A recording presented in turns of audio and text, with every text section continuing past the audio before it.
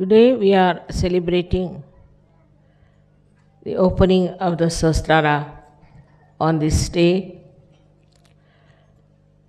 I must say it was a great happening that took place for all the humanity. It was such an achievement which I never realized before. Now I can see that without self-realization, it would have been impossible to talk to people.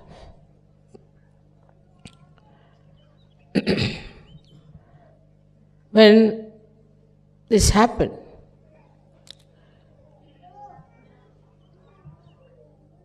I thought that how will I talk to people about it?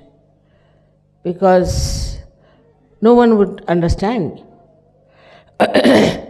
And it would be a big mistake on my part to say something about Sahasrara because even about Sahasrara, nowhere in the scriptures some things was described. It was absolutely a ambiguous description, I would say, where people could not have even thought that there is a realm beyond Sahasrara. And one has to enter into that realm where is the reality. That time what I saw around me, I felt is all darkness. And unless and until there are many lights, people will never realize that how important it is to have lights. It is a human error also all the time that if somebody achieves something, then they put that person onto a shelf. For example, Christ, all right, he was Christ, we are not Christ. Muhammad Sahib, he was Muhammad Sahib, we are not Muhammad. Rama was Rama, Krishna was Krishna. We are not that. How can you expect human beings to behave like them? So, absolutely they are separated. The divine personalities away, very much away from human personality. It was just a adoration, I can say, faith. But when they said we tried to follow them, they could not. They could not follow them. Because I think human movement is on parallel lines with the divine. And these lines do not meet unless and until you give them self-realization.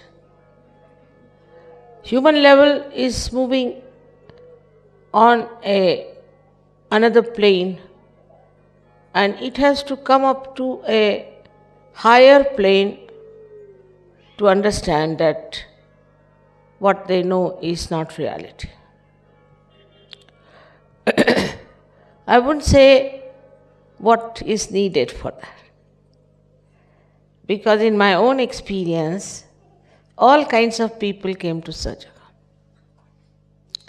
There are people described to be very bad, cruel, another ones who were very licentious, this, that, then another ones who were cheats, and they said, Mother, they are horrible people.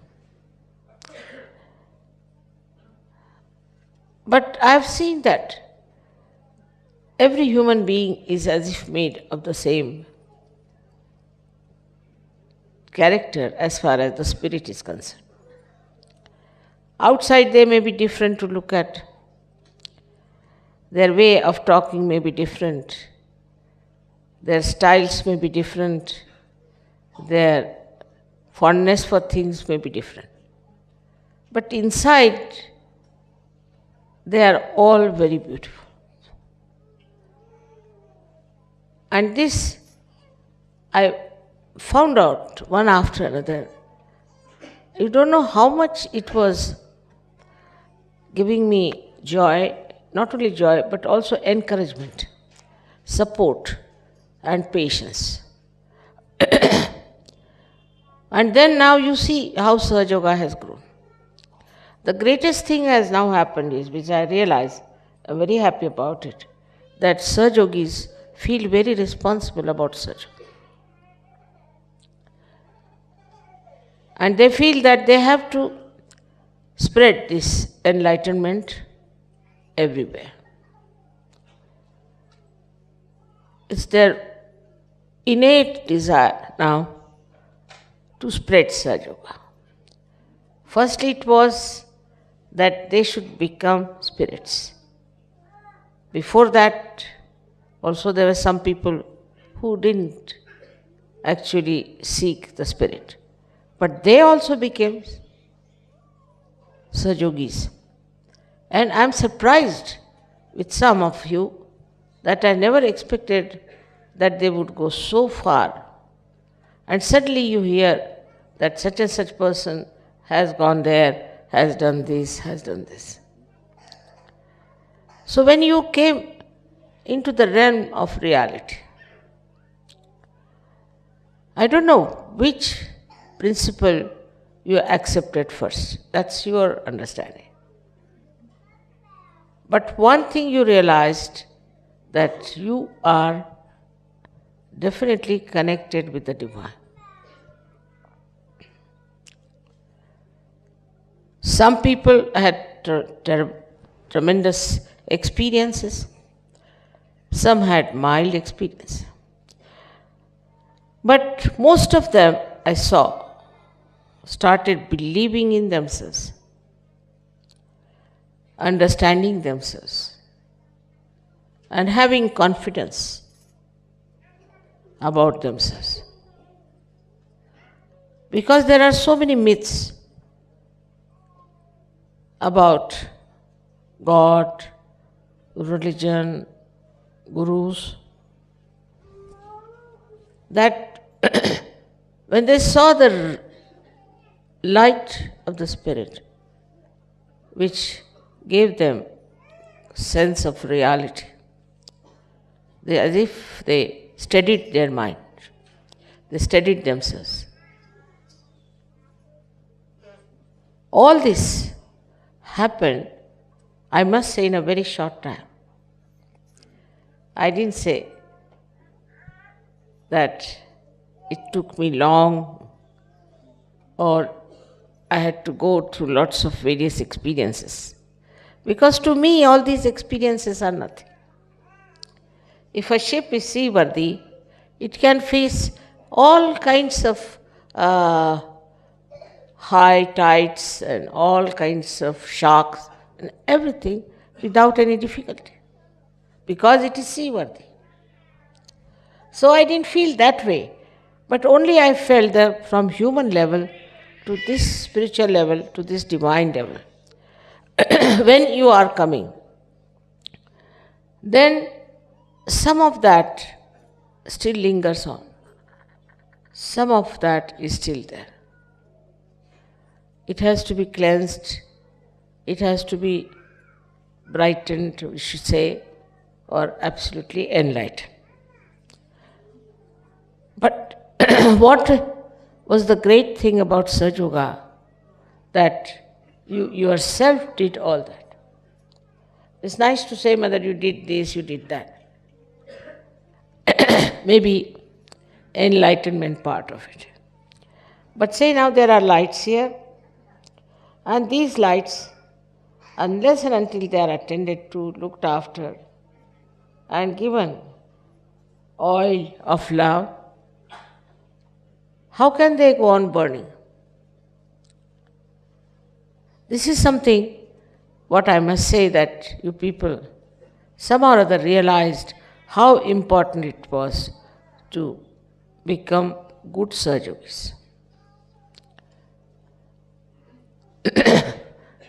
Maybe introspection, I don't say. Maybe somebody else talked about it. maybe it's your own understanding.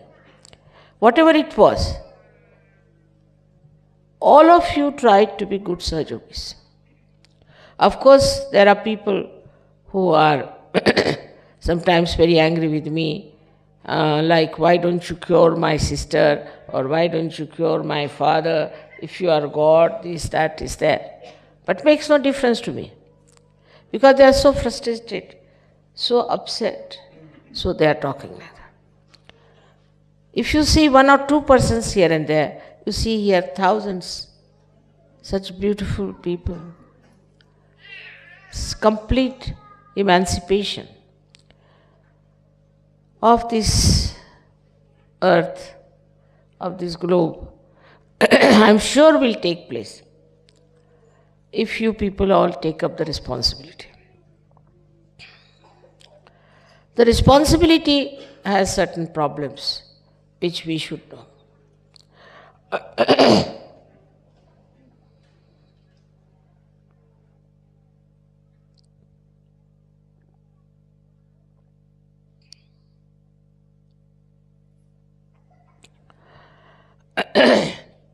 When you feel responsible,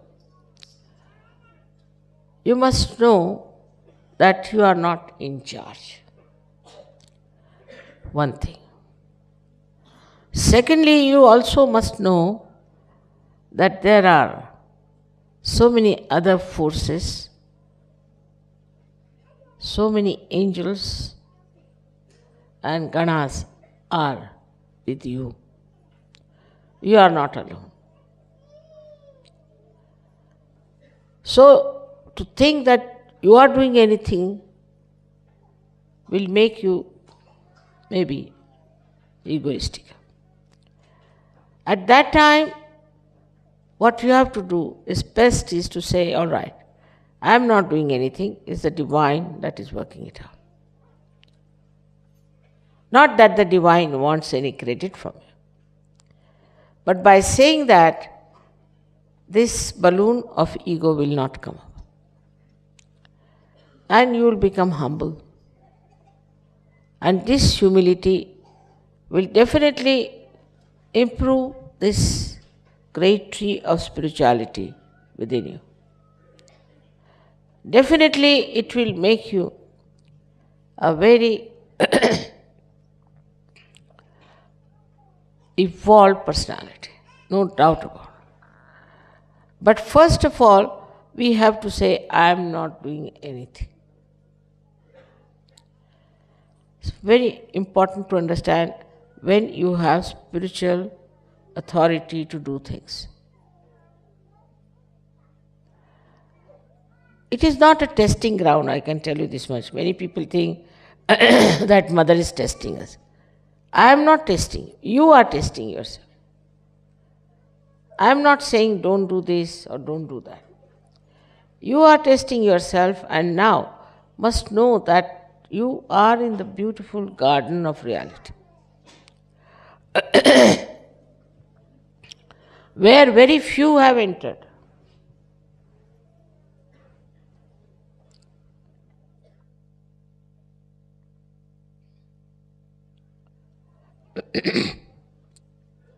And there in that garden, when you enter,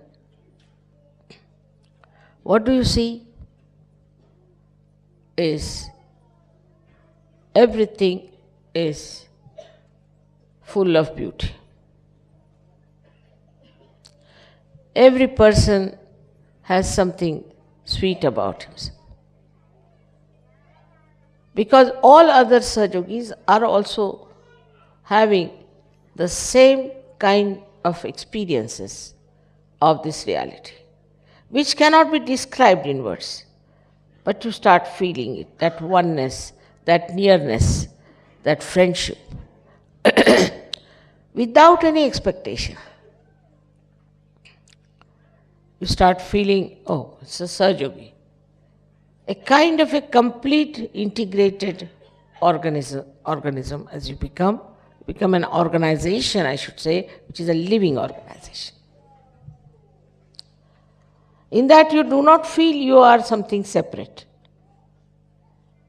Any Sahajayogi, whether he is highly placed or he is not doing much in life,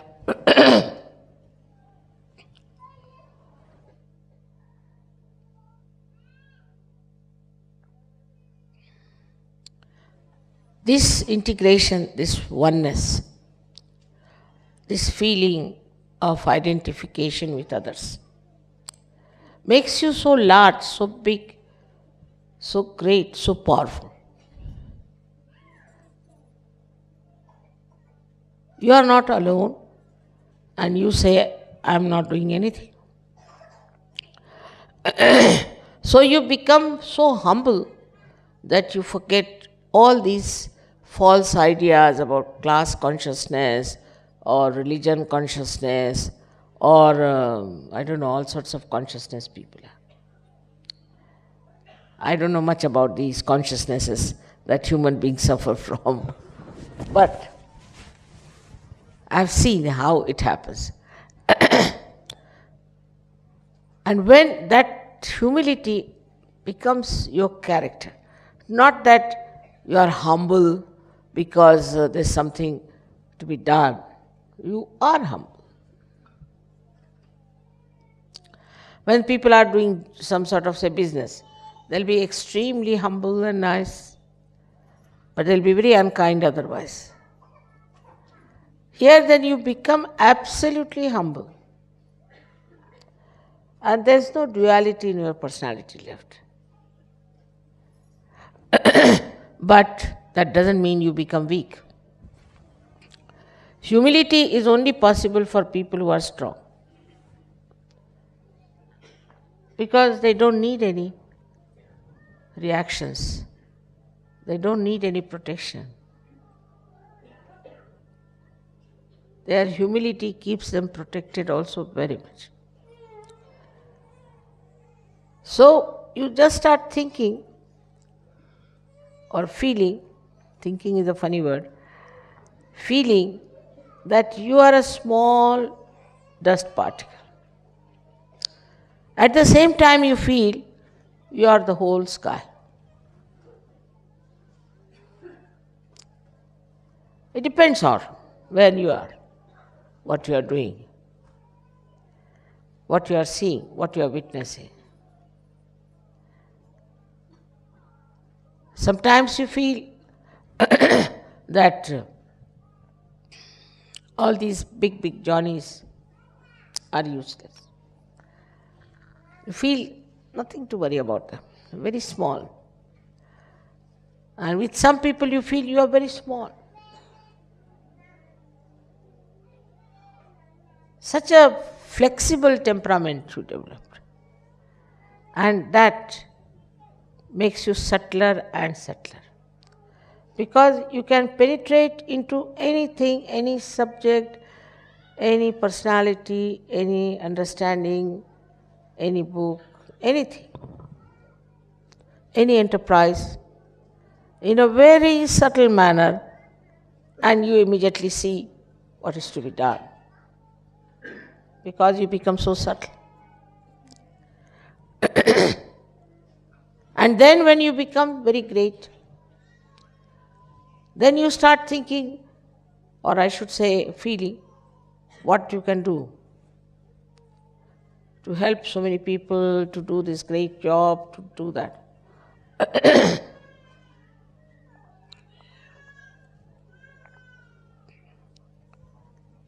This when happens to you, they don't think that you are egoistical. Nor you should think that you are very small. Only thing is now you are the spirit. And spirit is very subtle. It's a very subtle light. But it can penetrate into anything. It can expand into anything. It can remain anywhere or it can disappear anywhere. This subtle personality that you are which is your spirit. You even don't use it, but it uses you all the time. Without your knowledge, it uses you. So the second thing should be that you should not determine what you are going to do, what I have to do. If I have decided I must do like this, whatever you have decided is all right. But if it does not materialize, there's nothing to worry. There's nothing to be upset. There's nothing to be overly nervous about it. I'll give you an example. One day I was going to America. And of course, as it is, as all the Sahajogis are, they get quite worried. Now mother has to go to America. See, everybody is upset. They're looking at the time. Now time is this, time is that. I was just smiling. I said, I have to go to America. Why are you worried?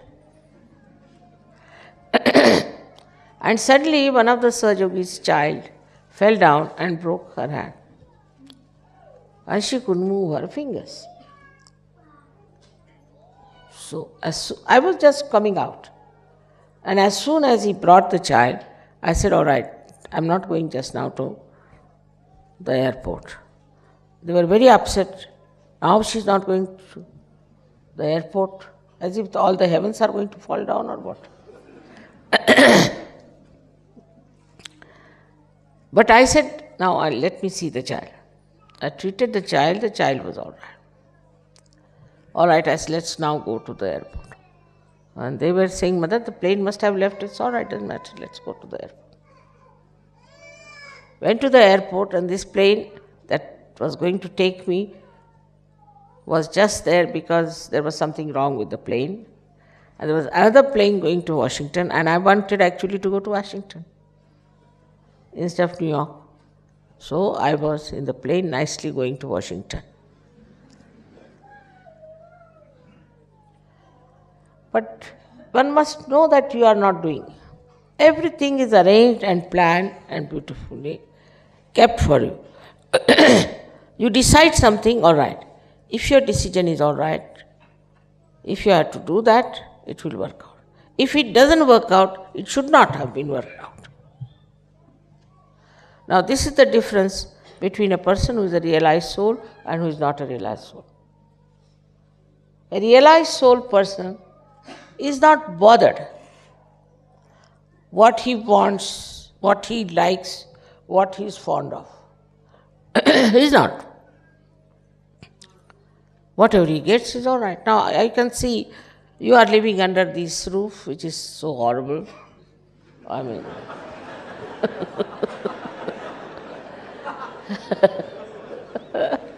There's no proper arrangements here, nothing. I don't know how you are living here. I just don't know what to do. We are trying to get a land, and this landowner is such a greedy fellow, but I don't mind the greed part, but still he's not yet giving us the land. It's all right, now what to do? But you all enjoy it. You don't mind. Otherwise, normally people would say, I want this kind of a room and I want this kind of a house and this and that. That you can live under any circumstances because you don't worry about your physical comfort anymore.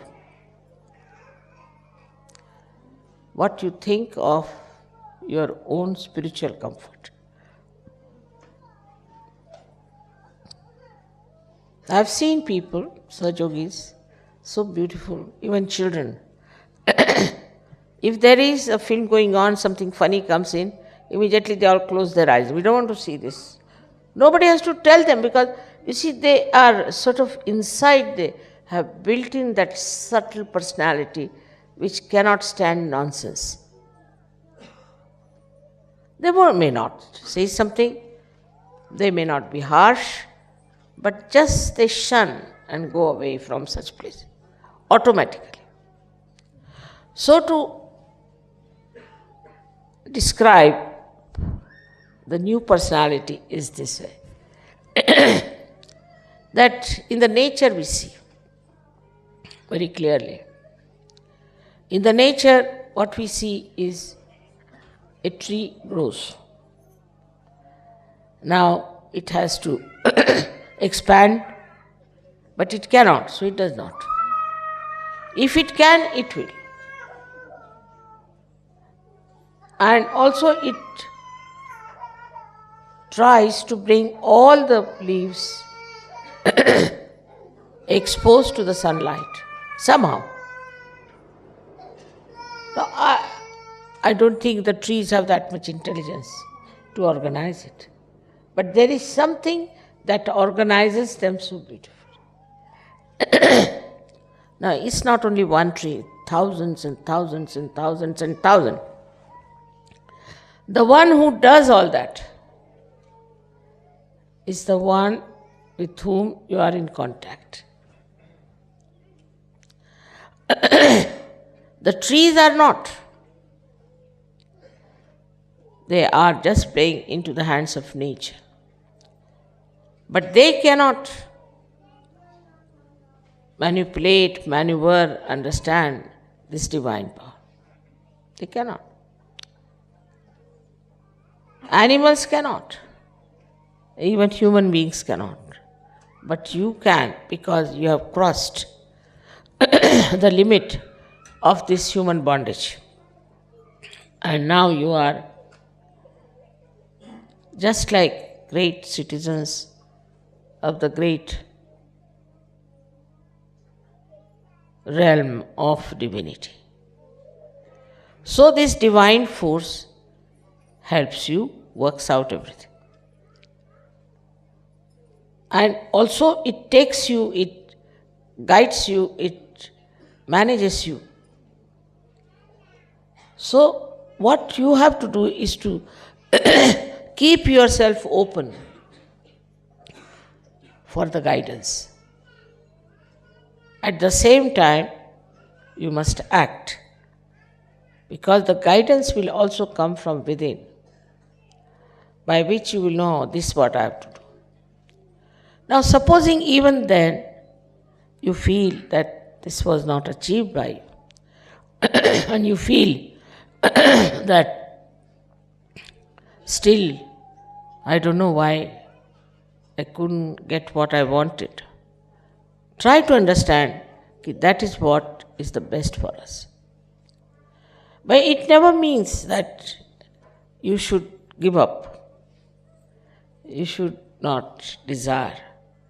I have seen SahajaYogi's desires are much more powerful than mine. The reason is I am desireless. I have no desires as such. Try to fathom out if I have any desires. I see I have no desires of any kind. Or I do not earnestly want anything. That you can say it's a very frivolous temperament. But it all, very different with you people. You people are very differently made because you have achieved something.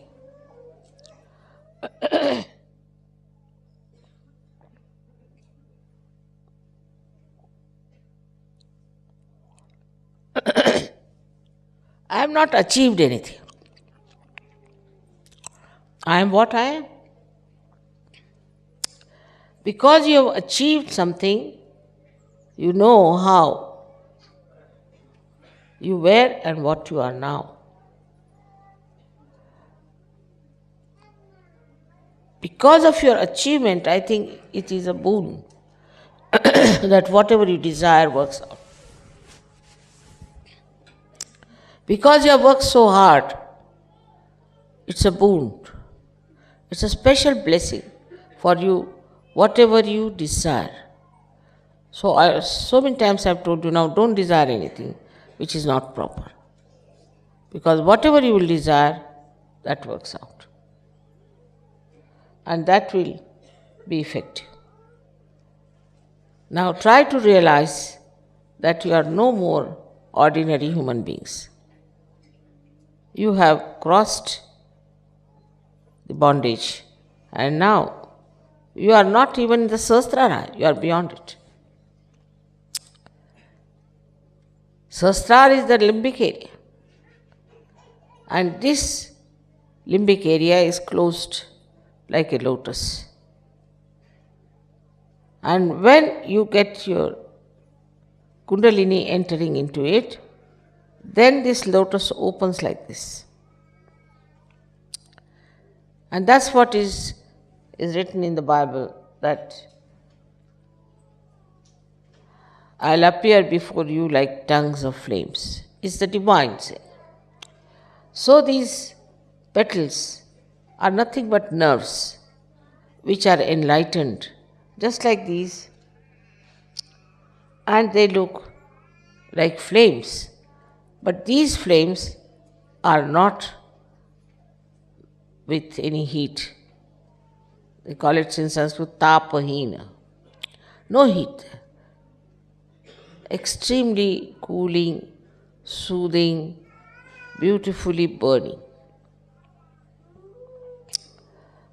So when this Sahasrara lotus opens, then the Kundalini pierces through your fontanelle and you get your realization. This is what has happened to you. Now, only thing is to keep this lotus open. And there where we fail, sometimes, because still there are some lingering human feelings within us. Firstly, it is covered with the with the ego and the conditioning, or with the superego, two balloons. These two balloons again and again try to close the Sahasrara.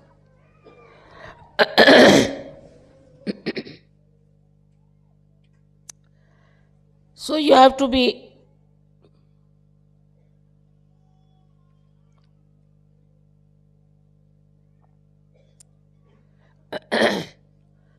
on the guard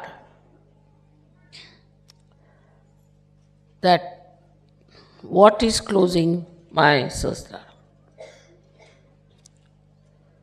The first is ego, which how to attack. Because you want to attack your ego, you'll have to attack through ego only. That's the only vehicle.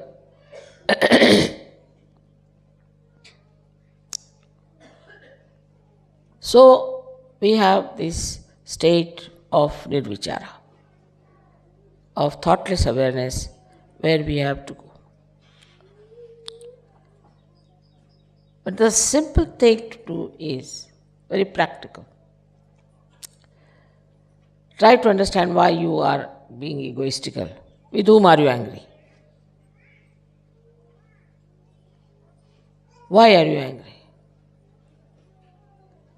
What makes you think to dominate someone, or to control someone, or to check someone? Why? The mind will not answer. The simple thing, if you can do, that whatever things that upsets you or makes you feel very great,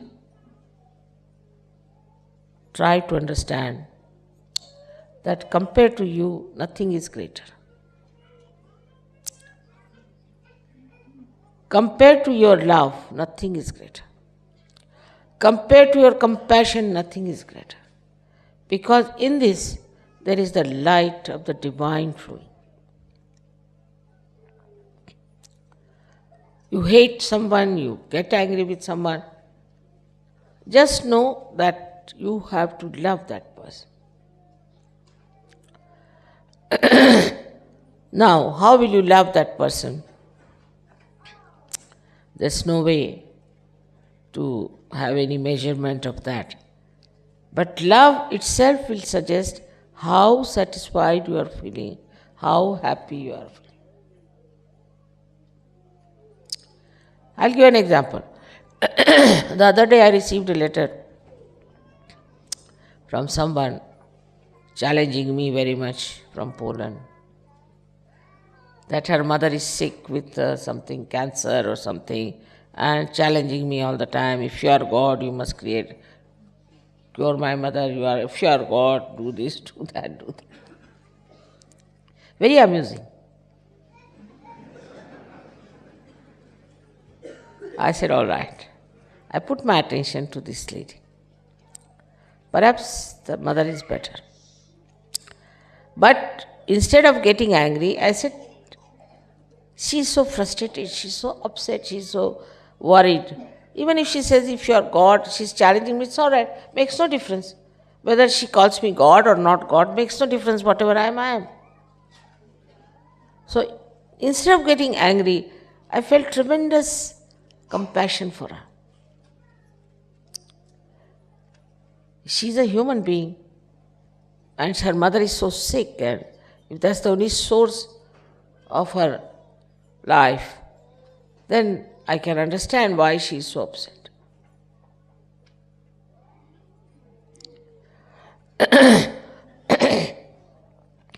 So if you just try, which you can do very easily, it's not difficult, because you are realized souls. I'm talking to saints.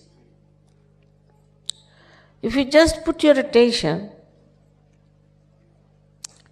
on a person with love, then what happens?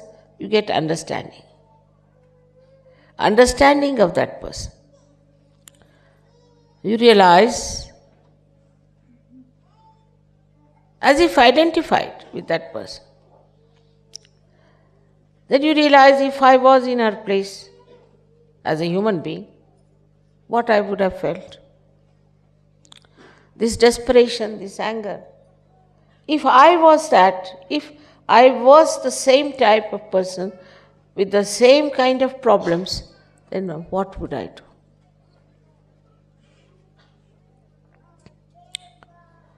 That solves the problem. So the identification part, you have such powers, I told you can penetrate. The identification with another is very important.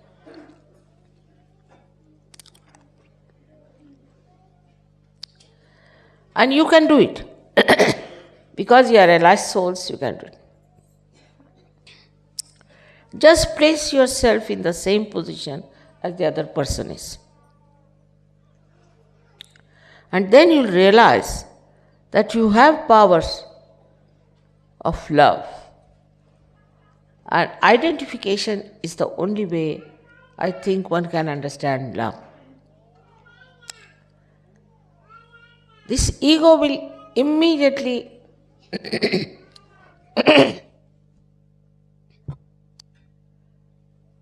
sucked in as soon as you put your loving attention on that person.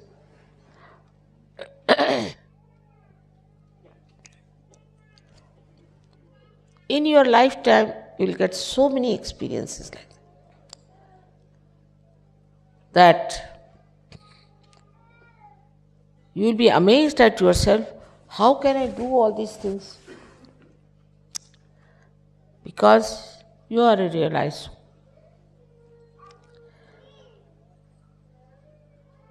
Also, as I said, when you are identified with another person, you put that person in charge of divinity.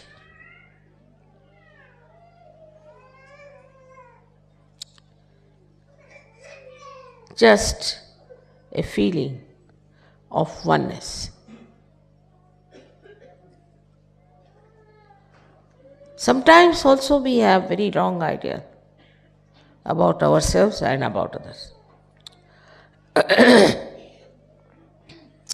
In small, small things also, we have our own ideas about something.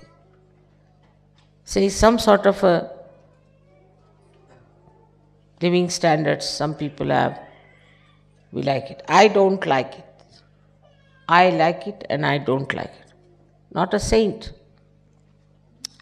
Saint never says that. That time when you say that, you are falsely identifying yourself with another person.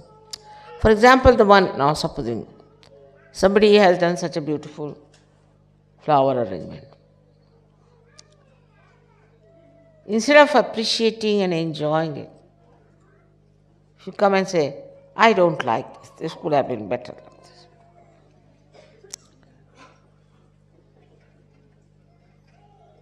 Just to, I don't know why people say like that.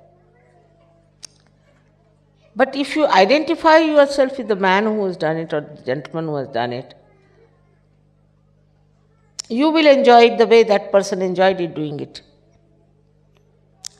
Because you are just thinking about yourself, self-opinionatedness, with which you think that this is not done so good, that could have been better, this could have been better.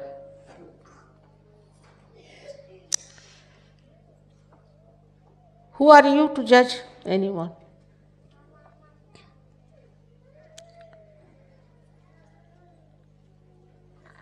This criticizing nature comes from a terrible misunderstanding about oneself.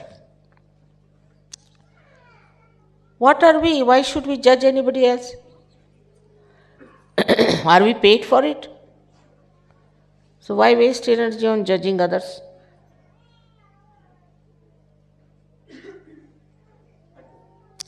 We should see what is good in others.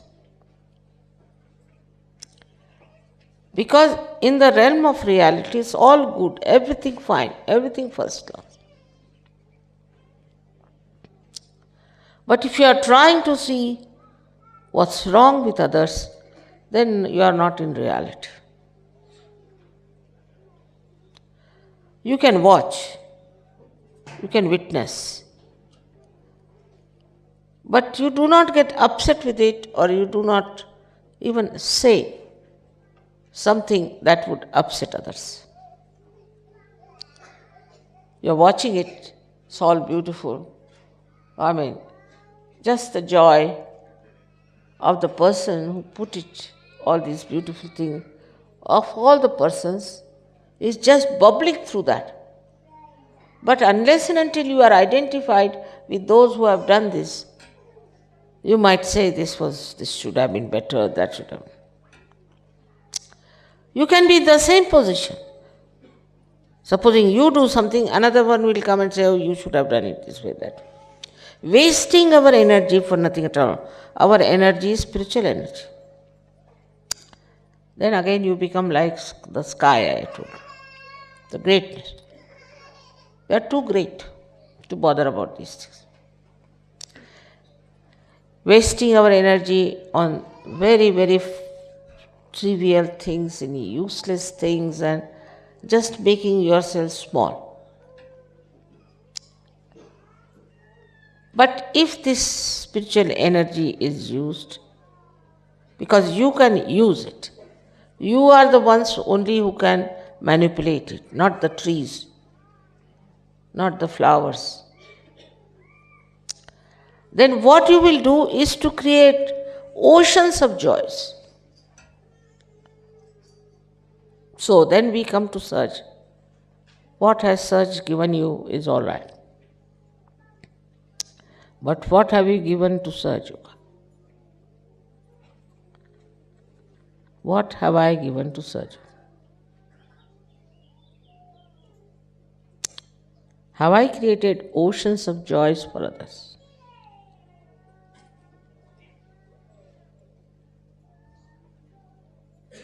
What kindness I have shown, what compassion I have shown, what love I have expressed.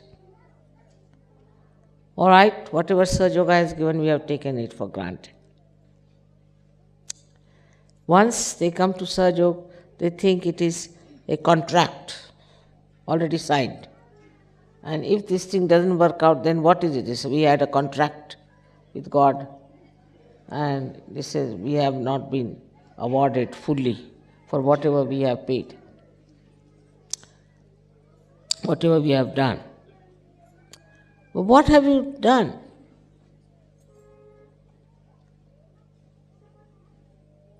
In this realm of reality?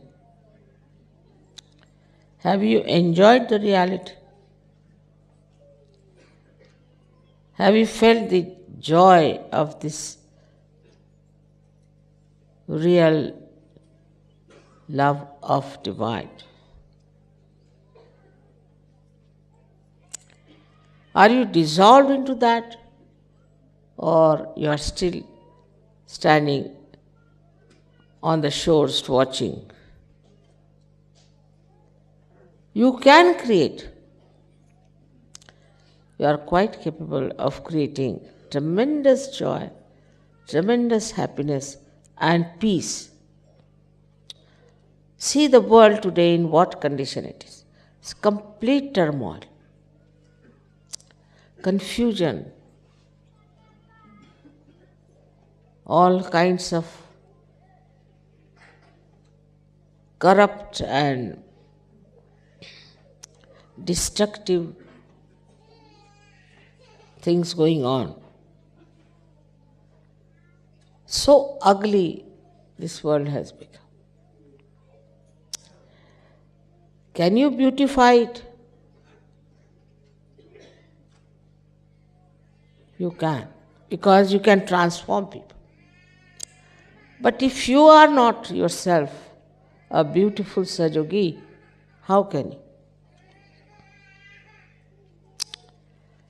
So it is our attention on ourselves when we work out,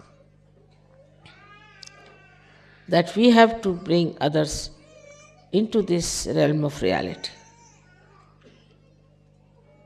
This is one side, ourselves, where we have to understand our subtleties. The another side is that we are still identified with things which we should not have been identified. We can just find out.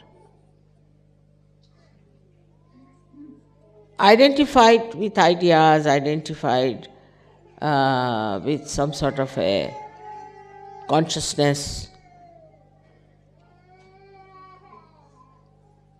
All these things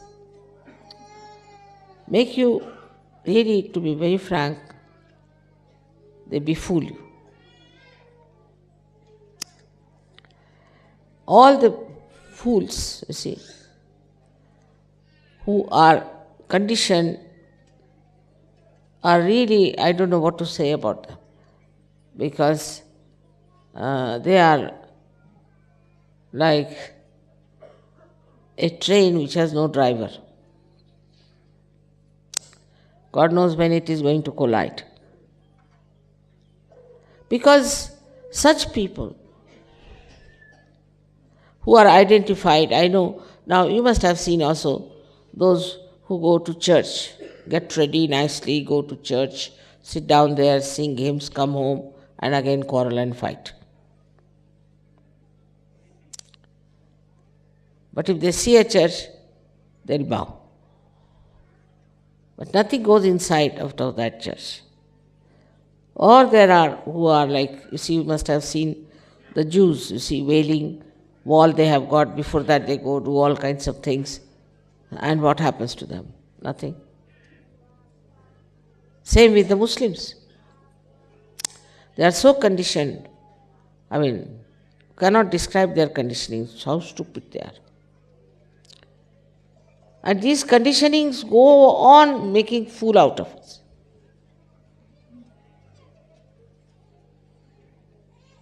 I've known so many people like that.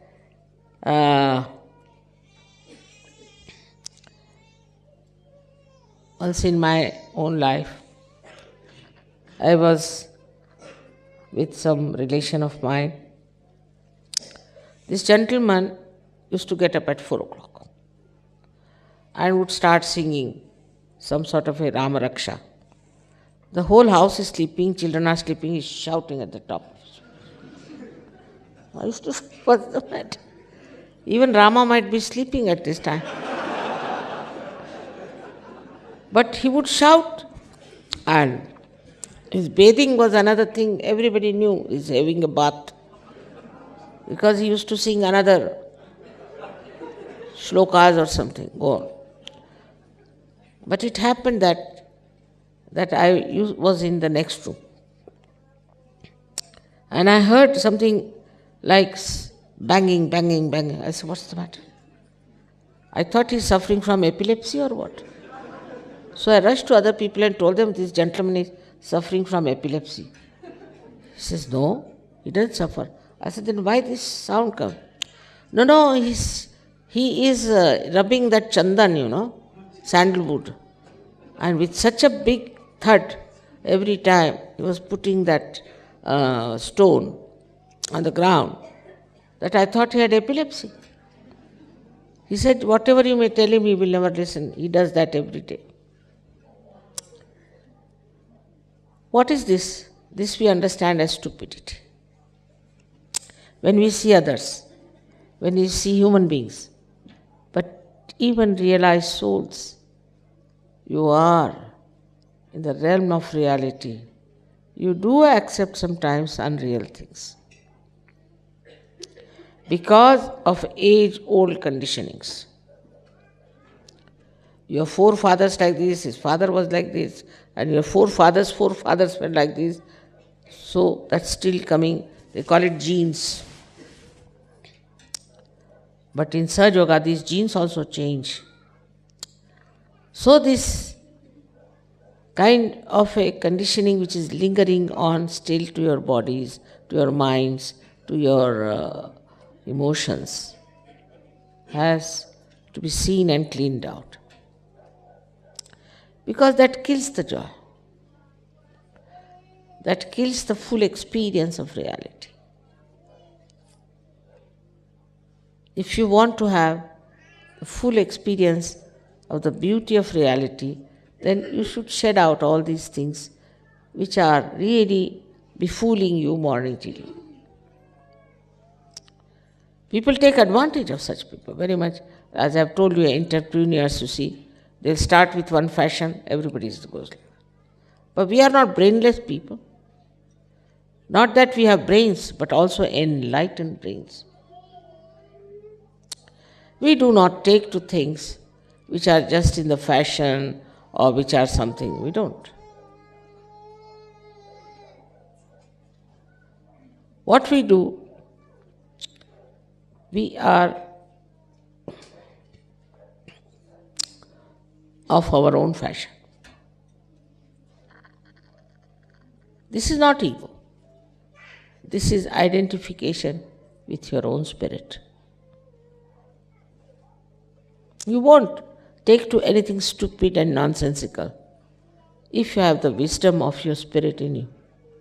So in the realm of reality, we have all the 7 chakras absolutely enlightened, integrated and nourished. At that position, what we see is ourselves, as I said, as nothing limited,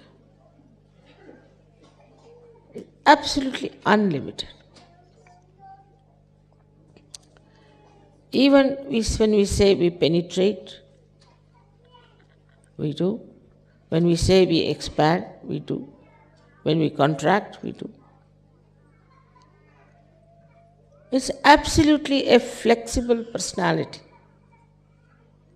and a personality that creates peace, joy, harmony. With the Sahasrara opening, I am sure the whole world would be integrated. One day I will understand these problems that are facing us because of stupidity. This integration, I am sure, will take place. And when that takes place, we will see the life of the divine will be absolutely outshining all these darknesses or destructive forces. It's going to happen.